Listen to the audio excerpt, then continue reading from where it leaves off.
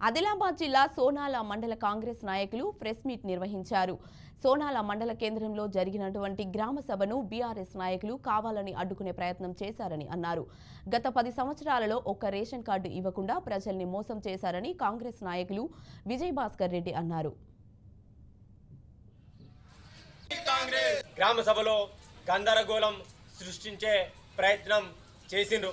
ఈ సందర్భంగా సోనాల మండలం యొక్క మాజీ ఎంపీపీ తులశ్రీని గారికి ఈ ప్రెస్ మీట్ ద్వారా నేను చెప్తా ఉన్నా.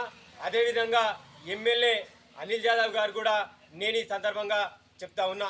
మీ ప్రభుత్వం గత 10 సంవత్సరాల్లో ఎన్ని గ్రామ సభలు నిర్వహించి అర్హుల్ని ఎన్నుకున్నది?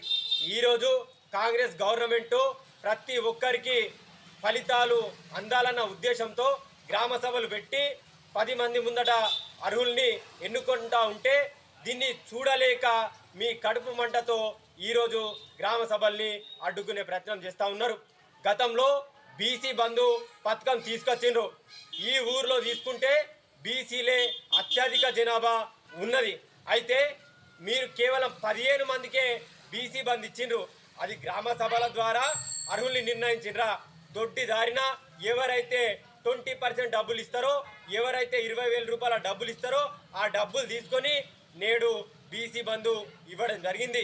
ఏ రోజు కూడా మీరు గ్రామ సభలు నిర్వహించిన పాపాన పోలేదు.